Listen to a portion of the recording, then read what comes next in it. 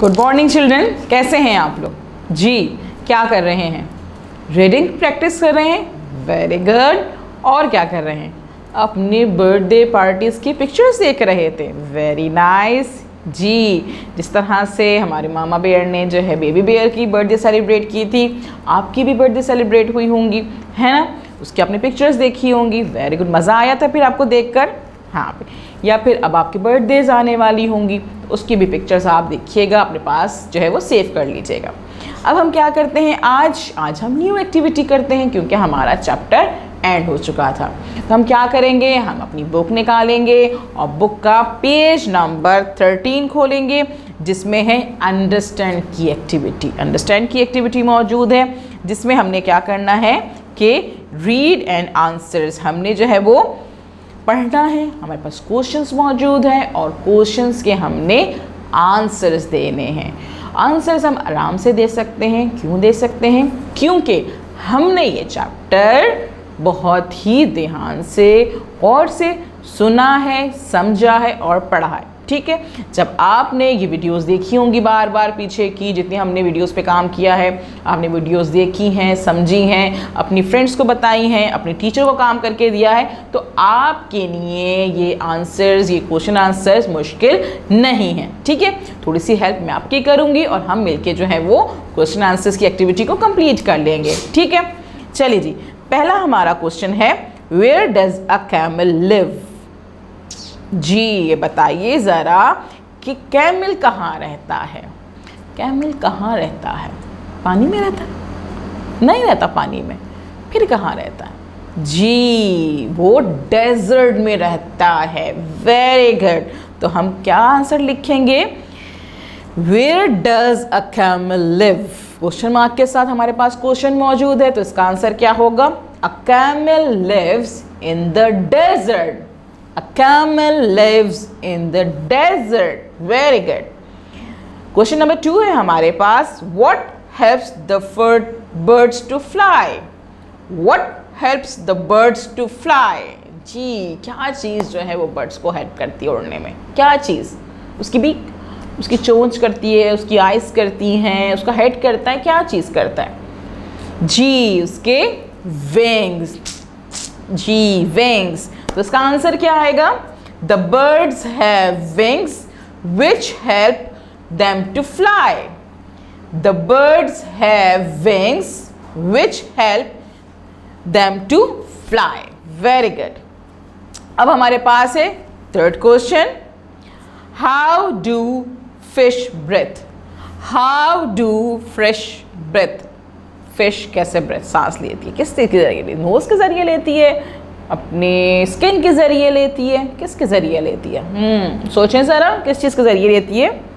जी, अपने गिल्स के ज़रिए, अपनी गिल्स के ज़रिए।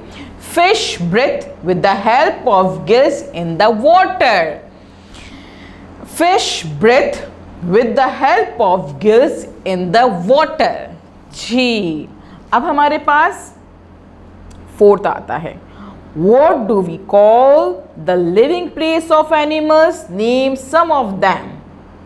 हम जो हमारे एनिमल्स जो होते हैं, ठीक है, वो किन किन जगहों पे रहते हैं? हर हमारी तरह तो घर नहीं होते उनके, है ना? कभी आपने देखा है कि आपके फिश, डॉग और कैट का जो है वो इस तरह से घर बना हुआ हो और वो घरों में रह रहे हो और वो एक दूसरे के घर जा रहे हो? नहीं, वो डिफरेंट जगहों पे रहते हैं। ठीक है ना? और उन जगहों को क्या कहा जाता है? वो कौन कौन से एरियाज़ में रहते हैं, तो क्या कहा जाता है उन्हें? ठीक है, उसके बारे में बताना है आपने। तो what do we call living places of animals? Name some of them. तो आपने उनके कुछ नाम को बताना है। पहले ये बताना है कि लिविंग प्लेसेस को हमने क्या कहना है और फिर उन लिविंग प्लेसेस के नाम बताने हैं। इसका आंसर होगा animals living place is called habitat.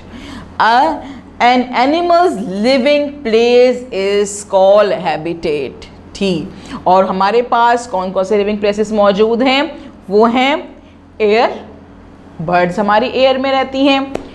Desert, air, desert, woodlands, mountains, oceans, rivers, है ना? ये हमारी some of the living places हैं जिसको हम डिस्कस करते हैं, और इसको कहते हैं जो जिन जगहों पे वो रहते हैं, जैसे हमारे जो हैं हम जहाँ रह रहे हैं वो हमारे घर कहलाते हैं, है ना। हम ये लोग जो जहाँ रहते हैं, जहाँ एनिमल्स रहते हैं, उन्हें हम हैबिटेट कह रहे होते हैं, ठीक है ना। और इसके बाद हमारे हैबिटेट हमने बात करी, और हमने डिफरेंट एनिमल्स की डिफरेंट लिविंग प्लेसेस को हमने बताया।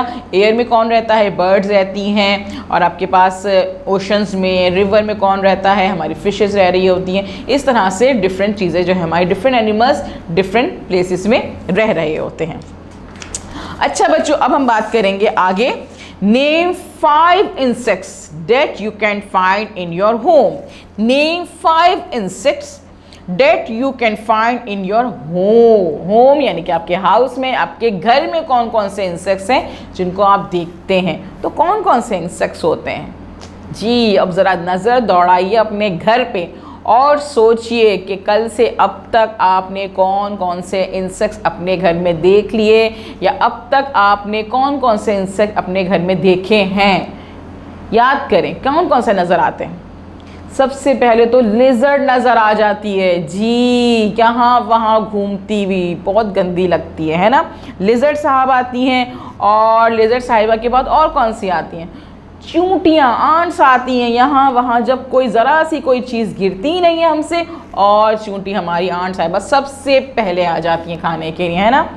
तो लिजर्ड हो गई हमारी आंट साहिबा हो गई, और कौन सी हो गई भाई जी? छोटे छोटे से कॉकरोचेस, वो यहाँ से वहाँ फिरते हुए नज़र आते हैं। देखे आपने कॉकरोचेस ना जी, कॉकरोचेस नज़र आ जाते हैं। और कौन से होते हैं? कभी कभी आपने देखा है कि ग्रास होपर भी आ जाता है ना, यहाँ से ठटक ठटक करता हुआ यहाँ से वहाँ घूम रहा होता है, तो वो होता है ग्रास होपर। और इसके अलावा हमारे जो पुरानी जगहें होती हैं या बहुत दिनों से हमने सफाई नहीं की होती, तो वो जाले से बन जाते हैं, है ना, देखे आपने। और उसमें कौन रहता है? स्पाइडर रहती है जी। इसके अलावा हमारे पास फ्लाइज नज़र आती हैं, मक्खियाँ नज़र आती हैं, है ना, फ्लाइज होती हैं। तो ये डिफरेंट हमारे पास इंसेक्ट्स होते हैं जो नॉर्मली हमें अपने घरों में नज़र आते हैं। तो आप इनमें से किसी भी 5 के नाम लिख सकते हैं। यहाँ पे आप लिख सकते हैं कॉकरोचेस, आप आंट्स, आप इसमें लिजर्ड, और आपके ग्रास होपर, स्पाइडर्स, ठीक है। अब आपने क्या करना है कि इस वीडियो को बार बार देखना है, अच्छे से सारे क्वेश्चंस को सॉल्व करना है, अपनी बुक में अपनी कॉपी पे लिखना है, और उसके बाद जब टीचर आपको कॉल करेंगी तो आपने उनको ये क्वेश्चंस के आंसर बताना है, सब चीज़ों को बताना है जो हमने अब तक डिस्कस किया है आपसे, और जो आप काम करेंगे उसकी पिक्चर अपनी टीचर को भेजनी है, ठीक है। Thank you.